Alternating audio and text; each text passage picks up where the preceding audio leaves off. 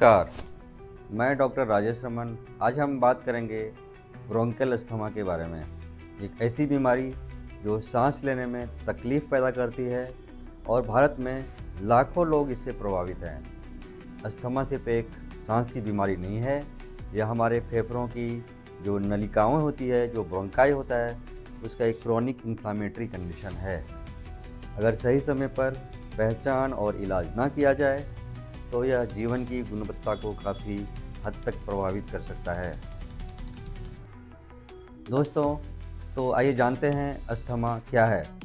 Bronchial asthma एक chronic respiratory disease है जिसमें हमारी जो सांस की नलिकाएं होती है, जो एयरवेज होता है, उसमें सूजन आ जाती है और वह संकुचित हो जाती है। इस सूजन के जो कारण हैं उसकी वजह से सांस लेने में कठिनाई होती है, व्हीजिंग सुनाई देती है और मरीज को रात या सुबह के समय ज़्यादा तकलीफ़ होती है। असल में अस्थमा एक ऐसी स्थिति है जहां एयरवे हाइपर रिस्पॉन्सिवनेस, जो एयर ट्रैक्ट होती है, उसमें उसका रिस्पॉन्स ज़्यादा बढ़ जाता है, अत्यधिक हो जाता है, यानी हल्के ट्रिगर पर भी ब्रोंकाई सिकुड़ जाती है। आइए हम जानते हैं कि अस्थमा के क्या काउज है और इसके ट्रिगर्स क्या क्या है। अस्थमा के कई कारण और ट्रिगर हो सकते हैं। मुख्य जो कारण है उसमें वह शामिल है जैसे एलर्जी। दोस्तों, कई बार देखा गया है जो धूल या धुआं हो या पोलन ग्रेन्स हो या फिर पालतू जानवरों के जो बाल होते हैं या जो फंगस होते हैं, ये भी ट्रिगर का बहुत महत्वपूर्ण कारण बन जाता है। जो ये वातावरण में प्रदूषण है, जो पॉल्यूशन है, शहरों में बढ़ता जा रहा है, जिसकी वजह से अस्थमा के केस बढ़ते जा रहे हैं। इसके अलावा जो फैक्टर है वो इम्पोर्टेंट, वो जेनेटिक फैक्टर है। अगर परिवार में किसी को अस्थमा है तो इसके होने की संभावना बढ़ जाती है।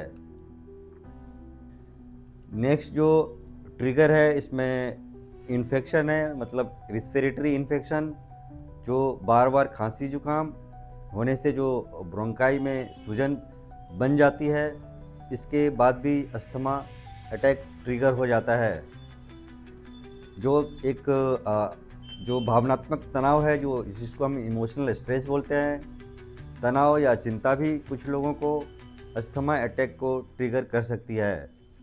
कुछ लोगों में देखा गया है कि एक्सरसाइज इंड्यूस्ड जो अस्थमा का अटैक आता है, जो एक महत्वपूर्ण कारणों में से होते हैं।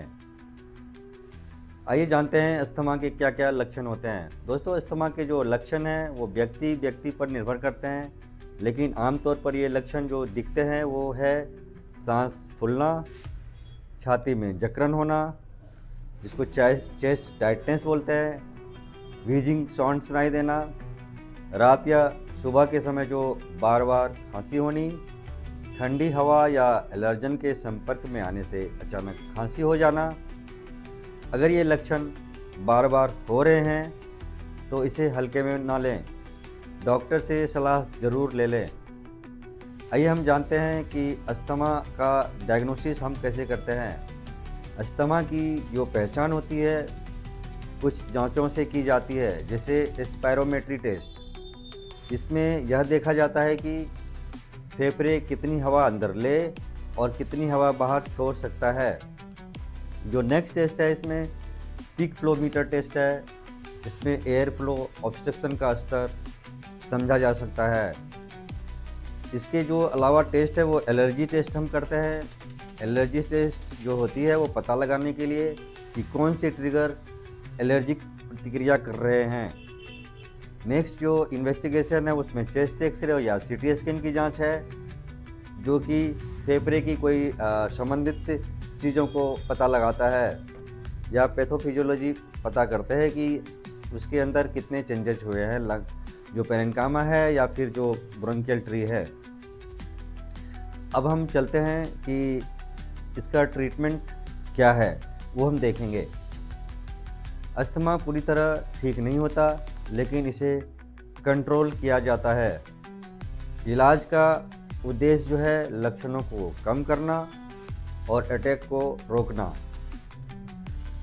जो मुख्य इलाज का जो एक इसमें पार्ट है वो इन्हेलर है। इसमें रिलीवर इन्हेलर जैसे हैं, जैसे कि साल्ब्यूटामॉल, तुरंत राहत करने के लिए।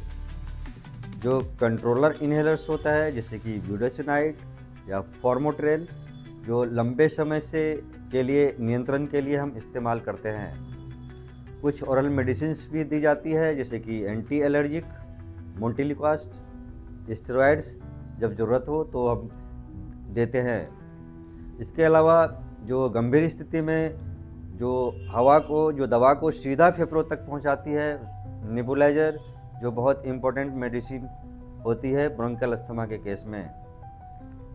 दोस्तों याद रखें, इन्हेलर सही तरीके से लेना बहुत ज़रूरी है। कई मरीज इन्हें गलत तरीके से इस्तेमाल करते हैं जिससे दवा का असर कम हो जाता है। अगर आपको तरीका नहीं पता तो अपने डॉक्टर से सही इन्हेलर टेक्निक ज़रूर सीखें।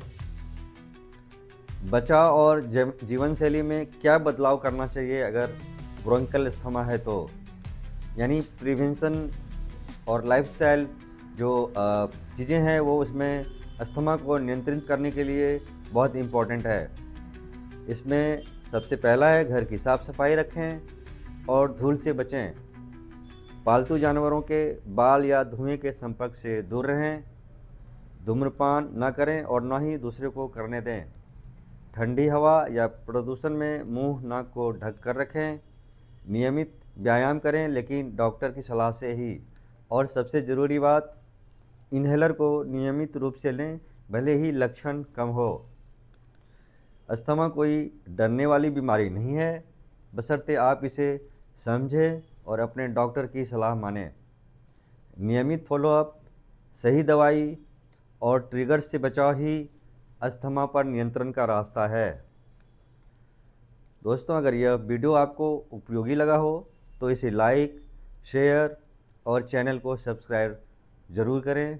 मैं डॉक्टर राजेश रमन फिर मिलूँगा अगले स्वास्थ्य विषय के साथ। तब तक के लिए धन्यवाद।